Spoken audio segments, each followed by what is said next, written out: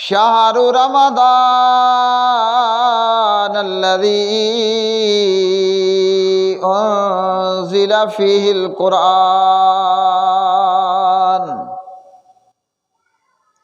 وقال النبی صلی اللہ تعالی علیہ وسلم الصیام والقرآن یشفعان للعبد یوم القیامہ یقول الصیام ای ربی منعته الطعام والشہوة فشفعنی فیہ ويقول القرآن منعته النوم بالليل فشفعني فيه قال فيشفعان رواہ احمد والحاکم وصححہ الالبانی رحمہ اللہ۔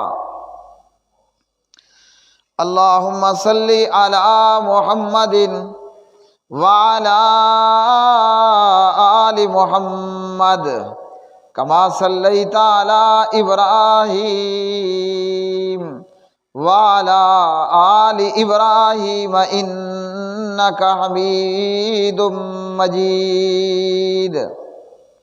اللهم بارك على محمد وعلى آل محمد کما بارکت علی ابراہیم وعلی آل ابراہیم انک حمید مجید۔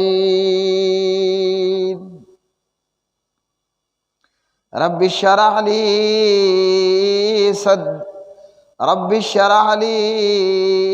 صدری ویسر لی امری وَاحْلُلْ عُقْدَةً مِّن لِّسَانِي يَفْقَهُوا قَوْلِي۔ ہر قسم کی حمد و ثنا اللہ مالک الالام ذوالجلال والاکرام کے لیے، بے شمار درود و سلام نبی مکرم رسول معظم محمد مصطفیٰ احمد مجتبیٰ امام الانبیاء امام الرسل خاتم النبیین والمرسلین جناب حضرت محمد بن عبداللہ بن عبد المطلب بن عبد مناف بن قصی بن کلاب، جناب محمد الرسول اللہ صلی اللہ علیہ وسلم کی مبارک ذات پہ اللہ وحدہ لا شریک کا بے پناہ احسان، بے حد و بے حساب احسان، اور اللہ وحدہ لا شریک کے انعامات میں سے بہت بڑا انعام کہ اللہ پروردگار نے ہماری زندگیوں میں ہمیں ایک دفعہ پھر رمضان المبارک کا مبارک مہینہ عطا فرمایا۔ اللہ حی قیوم سے دعا ہے کہ پروردگار جو ہمیشہ سے زندہ ہے اور پوری کائنات کو اور نظام کائنات کو تھامنے والا ہے، اللہ کما حقہ اس مبارک مہینے کا اکرام کرنے، اس مبارک مہینے میں رمضان کا روزہ رکھنے اور رات کی تاریکیوں میں اللہ قرآن مجید پڑھنے پڑھانے سننے اور سنانے کی کما حقہ توفیق عطا فرمائے۔ اس لیے کہ اللہ رب العالمین کی توفیق کے بغیر، اس لیے کہ پروردگار کی مدد کے بغیر نہ کوئی شخص گناہ سے بچ سکتا ہے اور نہ کوئی بندہ نیکی کو سر انجام دے سکتا ہے۔ گناہ سے بچنے کی طاقت صرف اللہ وحدہ لا شریک ہی عطا کرنے والا ہے، اور نیکیوں کے کرنے کی طاقت بھی اللہ سبحانہ و تعالیٰ ہی عطا فرمانے والا ہے۔ اللہ حی قیوم سے دعا ہے کہ پروردگار ہمیں ہمارے نفس کے شر سے بھی بچائے، اللہ ہمیں ہمارے نفس کے شر سے بھی بچائے، اور جنوں اور انسانوں میں سے جو شیطان صفت اور شریر صفت اور گندے اور برے اور بے حیا اور بد کردار اور ایسے لوگ ہیں کہ جن کے دل پتھروں سے بھی، گندے پتھروں سے بھی زیادہ سخت ہو چکے ہیں۔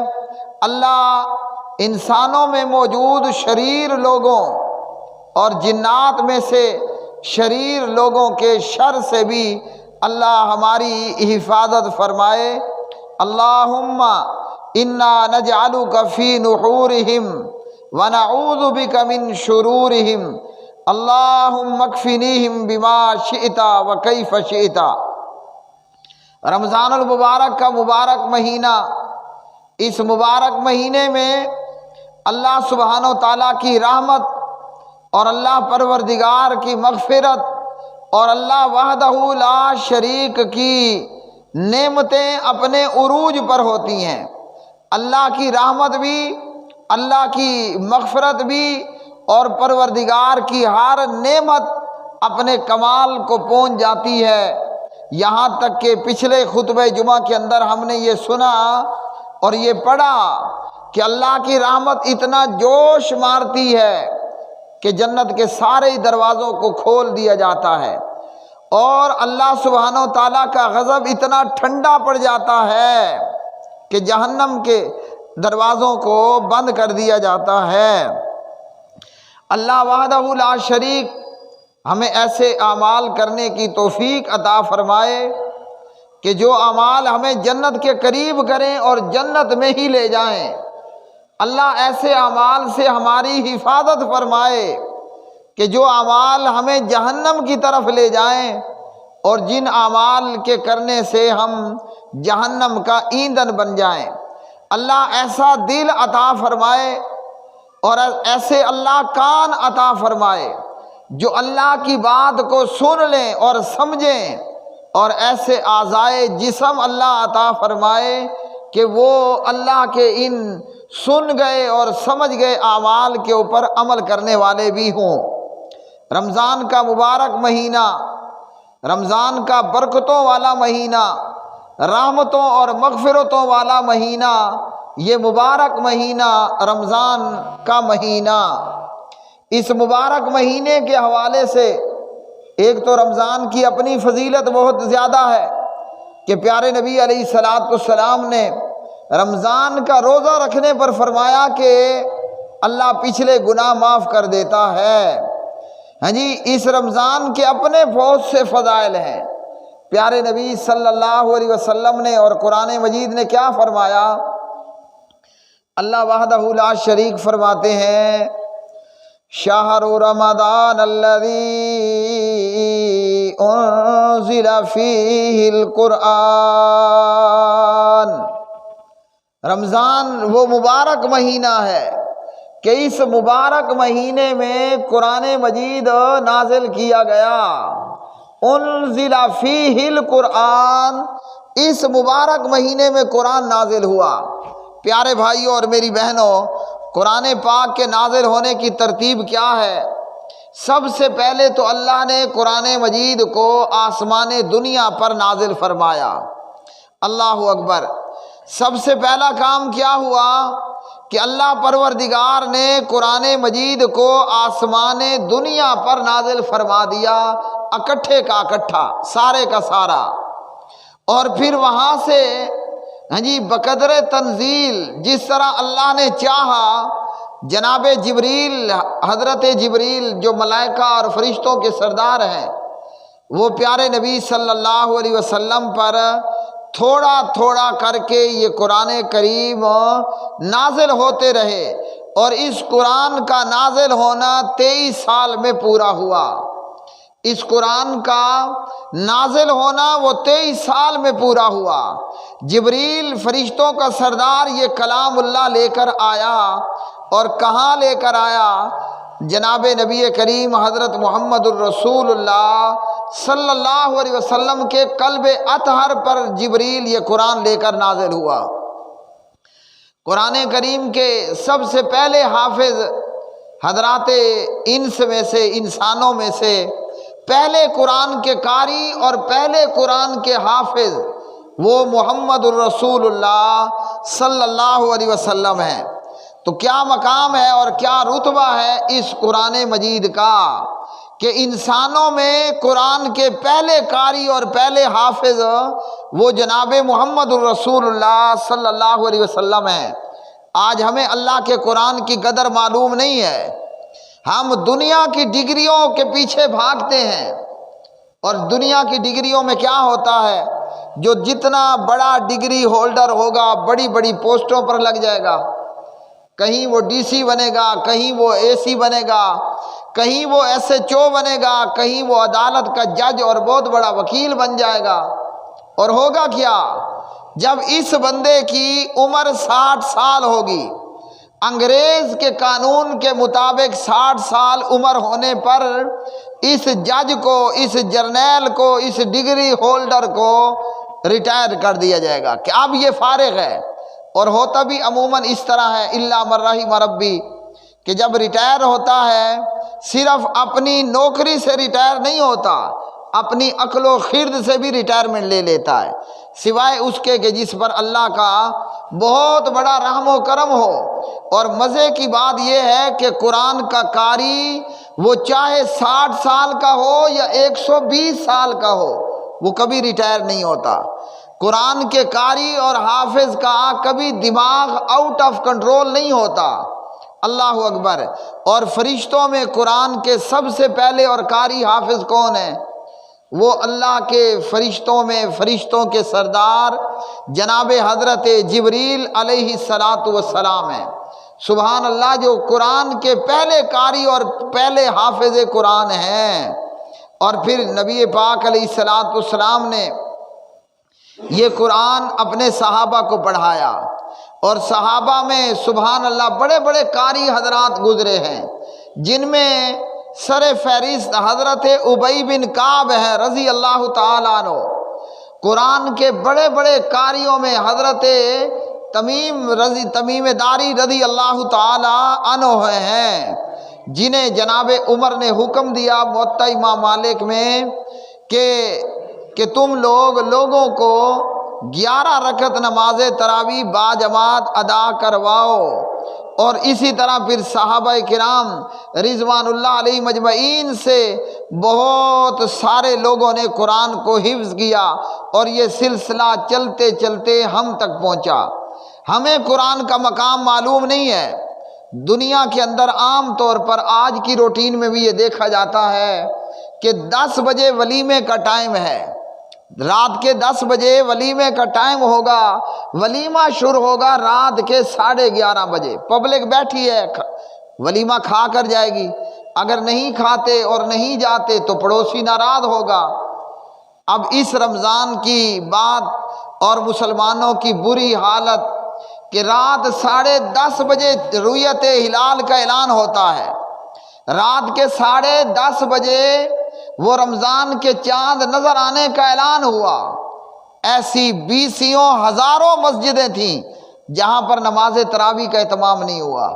کیوں؟ کوئی تراویح پڑھنے والا ہے ہی نہیں، اور اکا دکا کہیں ہوا بھی تو وہ صورتوں کے اوپر، چھوٹی چھوٹی صورتوں پر گزارا کر لیا گیا۔ ہاں جی، چاند ایک مسجدیں ہوں گی جہاں پوری باقاعدہ تراویح ہوئی۔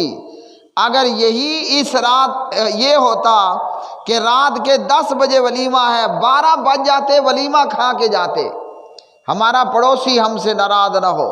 اگر ہمیں نہیں فکر تو اس بات کی فکر کوئی نہیں ہے کہ ہمارا پروردگار ہم سے ناراض ہوتا ہے یا خوش ہوتا ہے۔ کیوں؟ ہمارا ایمان یہ ہو چکا ہے کہ اے جہان میٹھا اگلا جہان کہہ ڈٹھا، ادھر اپنی مرضی کی موج مستی کریں، نہ قرآن کی فکر نہ رمضان کی فکر۔ ایسے بد نصیب بھی ہیں کہ اس موسم میں بھی روزہ نصیب نہیں ہے، ایسے بد نصیب بھی ہیں کہ انہیں 5 وقت کی نماز باجماعت نصیب نہیں ہے، ایسے بد نصیب بھی ہیں اللہ اکبر کہ پورا سال قرآن پڑھنا نصیب نہیں ہوتا، اس مبارک مہینے میں قرآن سننا بھی نصیب نہیں ہوتا۔ بہت بڑی بد نصیبی ہے، ہاں جی، بہت بڑی بد نصیبی ہے۔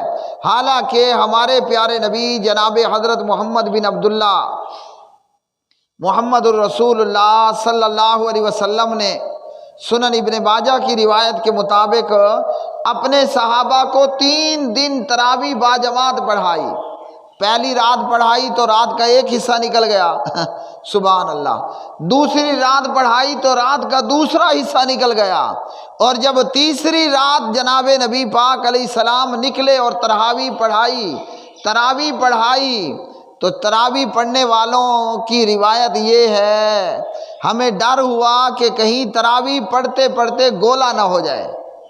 ہمارے شہر ڈیرہ اسماعیل خان میں گولا بجتا ہے نا، تو کہیں تراویح پڑھتے پڑھتے سحری کا ٹائم ختم نہ ہو جائے، گولا نہ بج جائے۔ اللہ اکبر۔ اور یہاں 1 گھنٹہ تراویح ہے صرف۔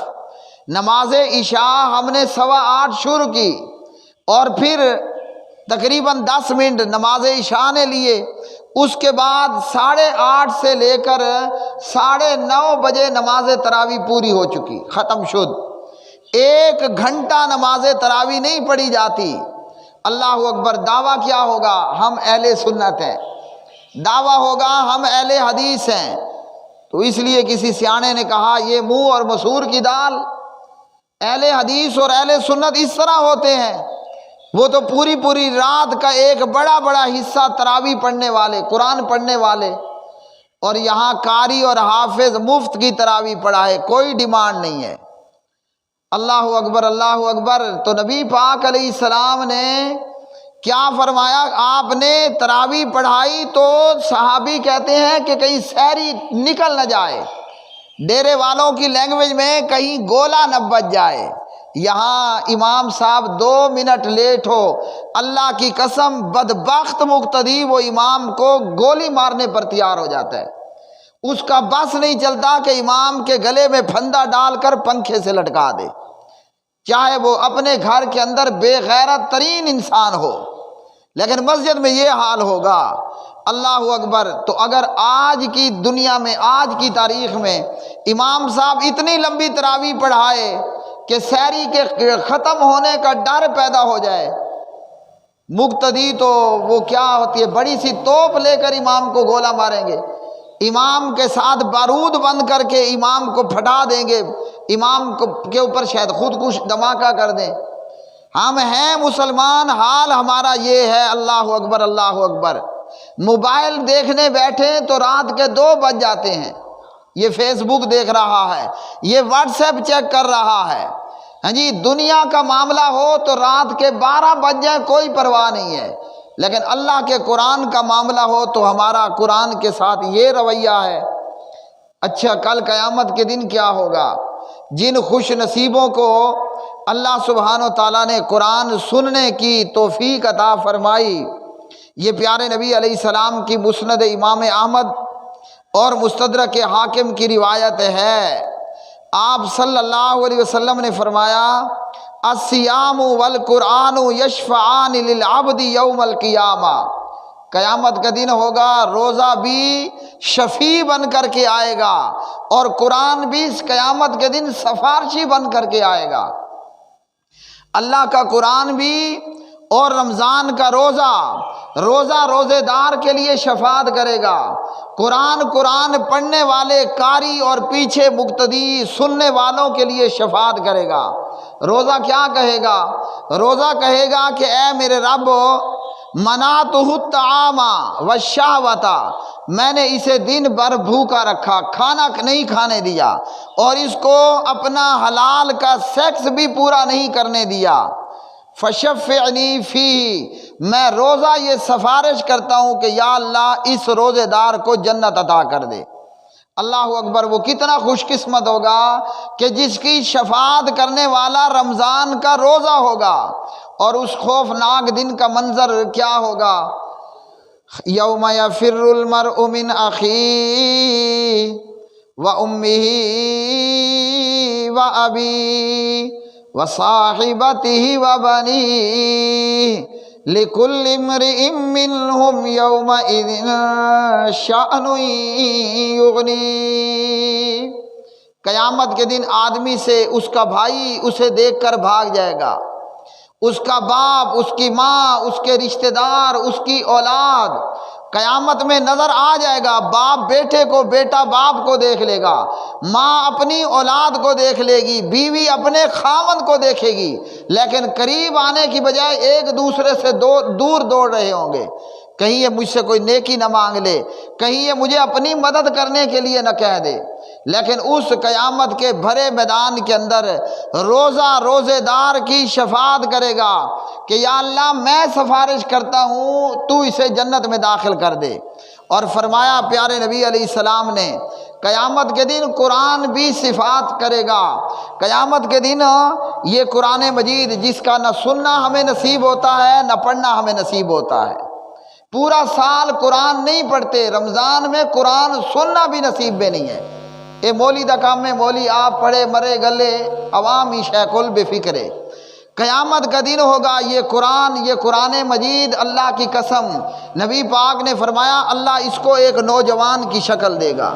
آج تو ہمیں یہ بے زبان کتاب نظر آتی ہے نا، اس کے نہ اس کا منہ ہے، نہ اس کی زبان ہے، نہ اس کی جیب ہے، لیکن قیامت کا دن ہوگا، نبی پاک علیہ السلام نے فرمایا اللہ اس قرآن کو ایک نوجوان کی صورت میں کھڑا کرے گا، اور جب قرآن کا حافظ اور قاری اور قرآن پڑھنے والا اپنی قبر سے نکلے گا، باہر آئے گا، دنیا میں قرآن کے حافظ اور قاریوں کا دنیا والوں کی نظروں میں کوئی وقت نہیں ہے۔ دنیا دار بندہ ایک چوکیدار سے بھی گھٹیا سٹیٹس دیتا ہے تو وہ قرآن کے قاری اور حافظ کو، لیکن قیامت کا دن ہوگا، یہ قرآن کریم ایک نوجوان کی شکل میں قرآن پڑھنے والے قرآن کے قاری اور حافظ کا بازو پکڑ لے گا، اس کے ساتھ ہو جائے گا اور اس کی سفارش کرے گا۔ فرمایا قرآن کہے گا کہ یا اللہ منعتہ النوم باللیل، لوگ سوئے ہوئے تھے، میں نے قرآن کے قاری کو کھڑا کر کے رکھا کہ تم نے نہیں سونا، تم نے رات میں تراویح سنانی ہے، تراویح میں قرآن پڑھنا ہے۔ اور یہ قرآن کہے گا فشفعنی فیہ، اے اللہ ہماری اس کے متعلق سفارش کو قبول فرما، اور اللہ سبحانہ و تعالیٰ فرمائے گا فیشفعان، تم دونوں کی سفارش کو قبول کر لیا گیا ہے۔ اور اسی طرح پیارے نبی علیہ الصلوۃ والسلام سے حضرت ابو امامہ بیان کرتے ہیں صحیح مسلم میں، بہت پیاری اور خوبصورت حدیث ہے، آپ صلی اللہ علیہ وسلم نے فرمایا کہ یہ دو صورتیں سورۃ البقرہ اور سورۃ آل عمران، فرمایا کہ ان دو صورتوں کو پڑھا کرو۔ آج اگر ہم پڑھ نہیں سکتے تو کم از کم تراویح میں آ کر سنا تو کریں۔ تو نبی پاک نے فرمایا کہ قرآن کو ان دو صورتوں کو پڑھا کرو، یہ دونوں صورتیں قیامت کے دن اپنے پڑھنے والوں پر بادلوں کی طرح سائبان بن کر کے آئیں گی، اور فرمایا کہ یا پرندوں کے جھنڈ کی طرح اپنے پڑھنے والوں کے اوپر سایہ کر لیں گی، اور یہ اپنے پڑھنے والوں کی طرف سے جھگڑا کریں گی، اور فرمایا کہ یہ برکت کا باعث ہے اور اسے چھوڑ دینا موجب حسرت ہے، اور فرمایا کہ اہل باطل اس کی طاقت نہیں رکھتے۔ صحیح مسلم میں حدیث نمبر 804۔ اور اسی طرح پیارے نبی علیہ الصلوۃ والسلام نے فرمایا خیرکم من تعلم القرآن وعلمہ، تم میں سب سے بہتر وہ ہے جو قرآن سیکھنے والا ہے اور قرآن سکھانے والا ہے۔ اللہ وحدہ لا شریک سے دعا ہے کہ پروردگار ہمیں کما حقہ روزہ رکھنے کی بھی توفیق عطا فرمائے، دنیا میں اللہ ہمیں قرآن سے دل لگانے، قرآن کریم سے تعلق بنانے کی توفیق عطا فرمائے، اور اللہ کرے کہ کل قیامت کے دن ہم اپنی قبروں سے کھڑے ہوں تو جب رشتہ دار دیکھ کر کے دوڑ بھاگیں گے، اللہ کرے کہ قرآن ہمارا ساتھی ہو اور قرآن کریم ہمارا سفارشی ہو۔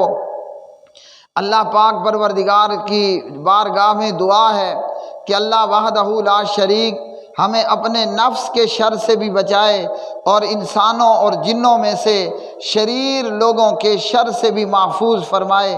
اللہم اغفر لنا وللمؤمنین والمؤمنات والمسلمین والمسلمات، اللہم اشف مرضنا ومرض المسلمین والمؤمنین، اللہم اغفر لحینا ومیتنا، اللہم انک عفو تحب العفو فاعف عنا، ربنا لا تؤاخذنا ان نسینا او اخطأنا۔